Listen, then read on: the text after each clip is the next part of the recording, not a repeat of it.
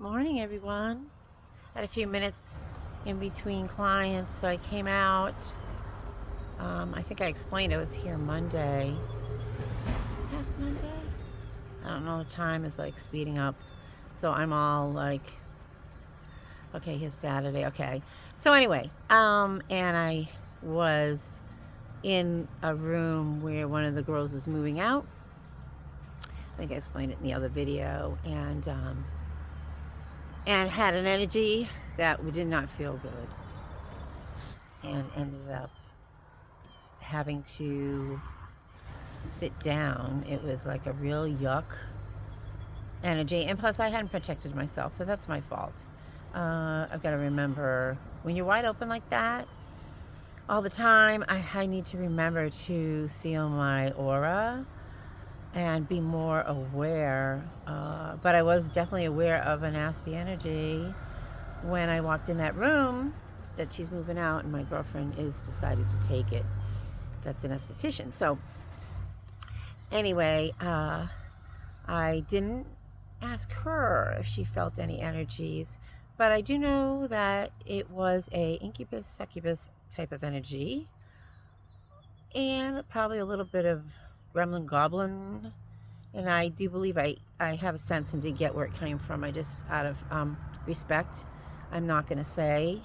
I'm not that any of them probably listen to my videos, but for me, I feel better not. But it was attached to someone that came into that room, and then attached to me and came home with me.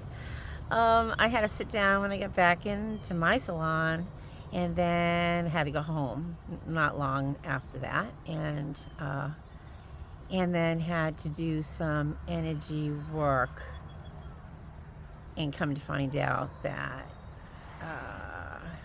they're little siphons. They like to siphon your energy, and they'll come through to you, or they're ways to get you if you are not aware and clear. And I just was off guard, so I was able to get rid of them. It took a while. It's really kind of like a feeling really sick energy, sick to your stomach. I almost thought I was getting a stomach bug, actually, and had to lay down, which is a different energy that I don't think I come across them too often, unless I'm not aware of it, or if it happens at night, because they will come in sometimes at night. They're like little buggers, and just kind of like just to suck off your energy and drain the hell out of you. So that we don't want. And I think that, I had to call in for help. We're all capable of calling in for help.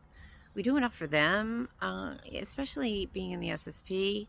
You do a lot of work, and you got to have, after all, what you do and you go through, um, and have been going through. It's like, okay, help here. I know we're responsible for our environment and what happens to it, and taking care of the earth.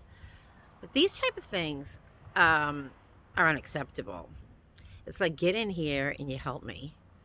So it's like, you know, it's available. You just have to ask, and just ask for the help. I remember my mother was in surgery one time, and I didn't think she had a chance of not making it. And I called in, and right before my eyes, I could see them actually helping out in the operating room.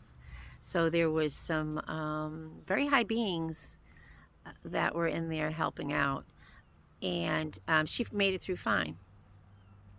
So you can ask for the help, have them come in and help for protection, but they're not going to come in unless you ask them. I mean, they're there, but it's like, okay, we're here to learn. We're here to master our energy. It's an experience every day with me, trying to remember to guard myself, to stay grounded.